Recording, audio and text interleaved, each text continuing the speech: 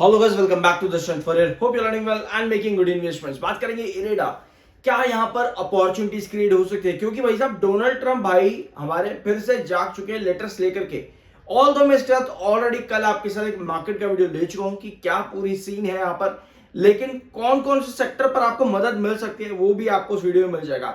इरेडा के बारे में बात है तो साउथ ईस्ट एशिया में एक इंपॉर्टेंट डिसीजन लिया था यूएस से टैरिफ की तरफ से, क्या है उसको यहां पर एक बार फिर से देखें। अगर आपने आज से 1.5 महीने पहले का वीडियो नहीं देखा है तो कोई दिक्कत नहीं है।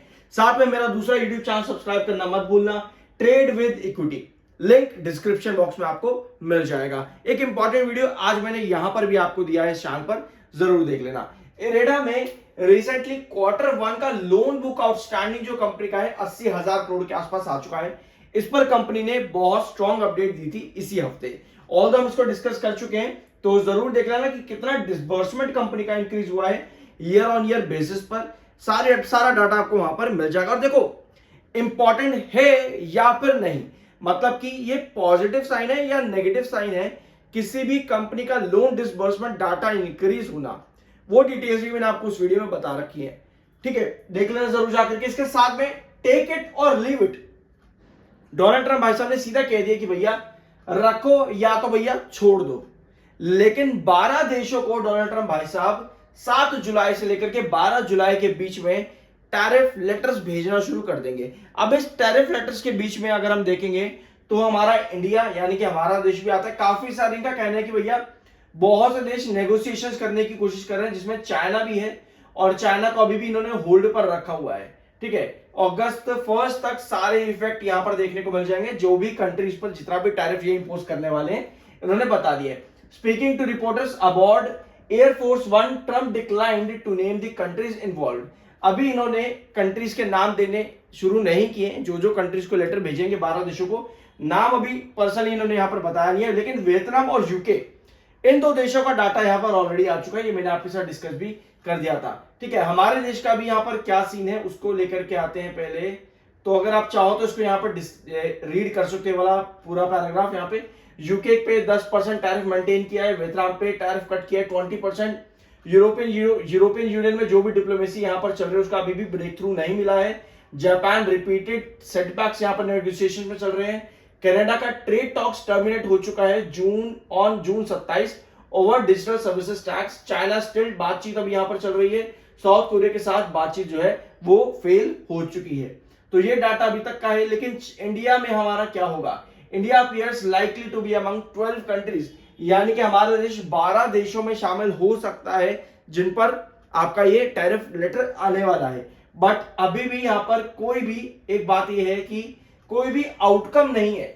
जो बायलैटरल ट्रेड नेगोशिएशंस यहां पर चल रहे हैं मार्च से, उसमें अभी भी कोई आउटकम नहीं है। लेकिन 12 देश जहां पर लेटर आने वाला है ये, उसमें इंडिया का नाम हो सकता है। ये अभी तक की अपडेट यहां पर है डोनाल्ड ट्रंप के टैरिफ को लेकर के। इसके अलावा रिसेंट आज से 1.5 महीने पहले के आसपास जो अपडेट आई थी वो थी 3500% का टैरिफ इंपोज करना, ये वाला। ठीक है, 3500 का टैरिफ इंपोज करना साउथ ईस्ट एशियन कंट्रीज के ऊपर। अब ये इंपोजिशन जो है रिन्यूएबल सेक्टर पे है, क्या हमें फायदा देखने को मिल सकता है? आपको पता है कि जिस दिन ये अपडेट आई थी हमारे पास में 500 अप्रैल 22 अप्रैल को ये अपडेट आई थी 3500 का टैरिफ इंपोजिशन की साउथ ईस्ट एशियन कंट्रीज के ऊपर रिन्यूएबल सेक्टर में, जिसका फायदा आपको वारी एनर्जी जैसी कंपनीज पर इस दिन देखने को मिला था 22 अप्रैल को। अब अगर हम लॉन्ग टर्म पर्सपेक्टिव से देखें, ये टैरिफ इंपोजिशन जिस दिन हो जाएगा, फाइनल जिस दिन हो जाएगा, और हमारा इंडिया अगर मान लेते हैं कि हमारा टैरिफ इंपोजिशन ज्यादा हाई नहीं जाते, स्पेशली रिन्यूएबल सेक्टर में, तो एनर्जी सेक्टर में आपको बहुत फायदा देखने को मिल सकता है इन कमिंग वीक्स या इन कमिंग मंथ्स। बेसिकली अगर हम लॉन्ग टर्म पर्सपेक्टिव से यहां पर देखें तो ऑल्दो एक बात आपने और सुनी होगी मेरे साथ में कि हमें बायपोलर वर्ल्ड चाहिए भैया।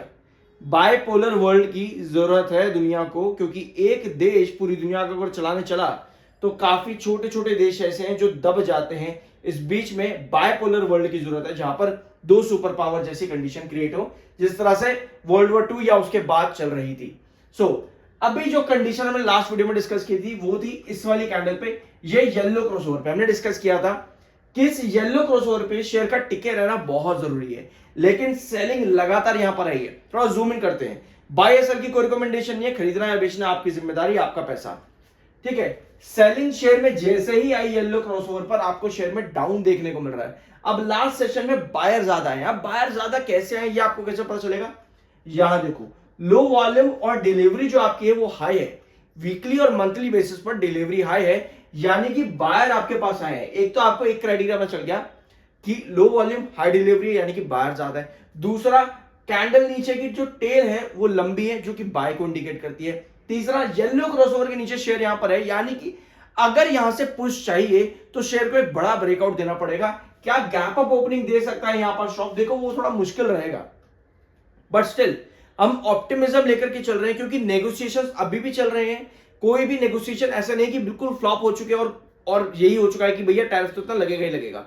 अभी ऐसा नहीं है। तो अभी भी हम थोड़ा सा ऑप्टिमिस्टिक हो सकते हैं मार्केट को लेकर के, जिसमें हम कहते हैं, जिसमें हम समझ सकते हैं बेसिकली कि येलो क्रॉसओवर जो कि 169 रुपीज 97 पैसे पे शेयर यहां वापस आने की कोशिश कर सकता है, स्पेशली बायर्स को देखते हुए।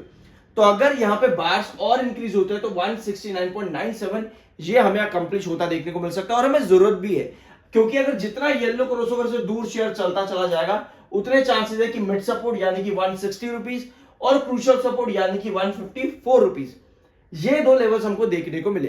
क्रूशियल रेजिस्टेंस आपका बनता है 180 रुपीज के पास में। तो ये है अभी आपका चार्ट पैटर्न इरेडा में।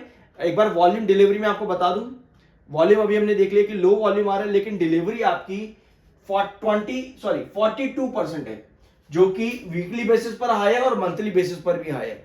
तो लो वॉल्यूम और हाई डिलीवरी यानी कहीं ना कहीं लार्ज एंटिटीज की एंट्री अभी भी शेयर में बनी हुई है, तो इस पर नजर बना करके रखना। अपार्ट फ्रॉम दिस 45.2 का आरसी एंड 62.3 का एमएफआई। एमएफआई यूजुअली आपको करेक्शन इंडिकेट करता है, बट मार्केट अगर बुल मिले और यहां पर कंपनी में कुछ अच्छी अपडेट आए तो यहां पर भी थोड़ी बहुत रिकवरी देखने को मिलती है। अदरवाइज सेल ऑफ अगर बन जाता है इन टेक्निकल्स पर तो शेयर में अच्छी खासी गिरावट भी आती देखने को मिलती है 60s के टेक्निकल पर।